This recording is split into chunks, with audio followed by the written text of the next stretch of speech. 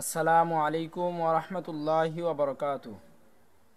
হযরত আনাস রাদিয়াল্লাহু তাআলা আনহু নবীজি সাল্লাল্লাহু আলাইহি ওয়াসাল্লাম থেকে বর্ণনা করেন, নবীজি সাল্লাল্লাহু আলাইহি ওয়াসাল্লাম বলেন, জান্নাতের মধ্যে একটি বালাখানা থাকবে, যার ভিতর থেকে বাহিরে এবং বাহির থেকে ভেতরে দেখা যাবে। সাহাবায়ে কেরাম জিজ্ঞাসা করলেন, ইয়া রাসূলুল্লাহ, এই জান্নাতের অধিবাসী কারা হবে? নবীজি সাল্লাল্লাহু আলাইহি ওয়াসাল্লাম বললেন, যারা মানুষের জন্য আহারের ব্যবস্থা করবে, মানুষের সাথে সুন্দরভাবে কথা বলবে, সর্বদাই রোজা রাখবে এবং সালামের প্রচার প্রসার করবে আর রাত্রেবেলায় তাহাজ্জুদের নামাজ পড়বে, তাদের জন্যই এই বালাখানা দেওয়া হবে। সুবহানাল্লাহ। সাহাবা একরাম বললেন, ইয়া রাসূলুল্লাহ, এই আমলগুলো তো অত্যন্ত কঠিন বা কষ্টকর। তখন নবীজি সাল্লাল্লাহু আলাইহি ওয়াসাল্লাম একটি কালিমা বা তাসবিহ পাঠ করলেন, তা হলো সুবহানাল্লাহি ওয়ালহামদুলিল্লাহি ওয়ালা ইলাহা ইল্লাল্লাহু ওয়াল্লাহু আকবার। সুবহানাল্লাহি ওয়ালহামদুলিল্লাহি ওয়ালা ইলাহা ইল্লাল্লাহু ওয়াল্লাহু আকবার।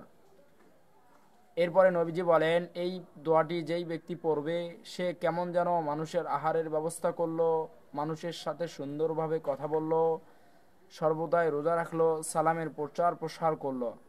আর রাত্রেবেলায় তাহাজ্জুদ নামাজ পড়ার অর্থ হলো, কেউ যদি ইশার নামাজ এবং ফজরের নামাজ জামাতের সাথে আদায় করে, সে কেমন যেন সারা রাত্রি নামাজ আদায় করলো। সুবহানাল্লাহ।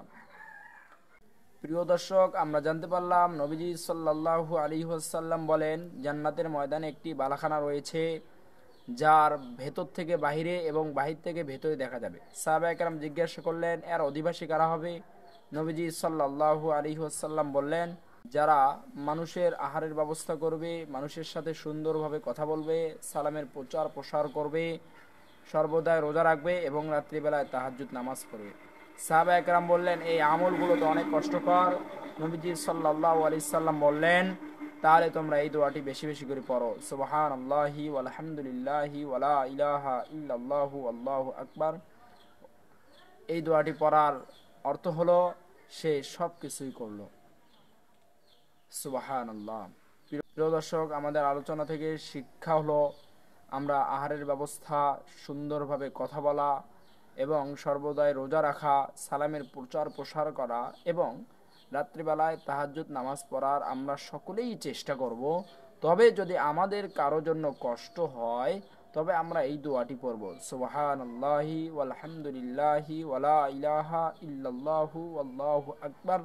এই দোয়াটি আমরা বেশি বেশি পাঠ করব। যদি বেশি বেশি পাঠ করি, তাহলে আমরাও এমন একটি জান্নাতের অধিকারী হতে পারবো ইনশাআল্লাহ। আল্লাহ রাব্বুল আলামিন আমাদের সকলকেই এই আলোচনাটি বোঝার এবং আমাকে সহ আমল করার তৌফিক দান করেন। আমিন।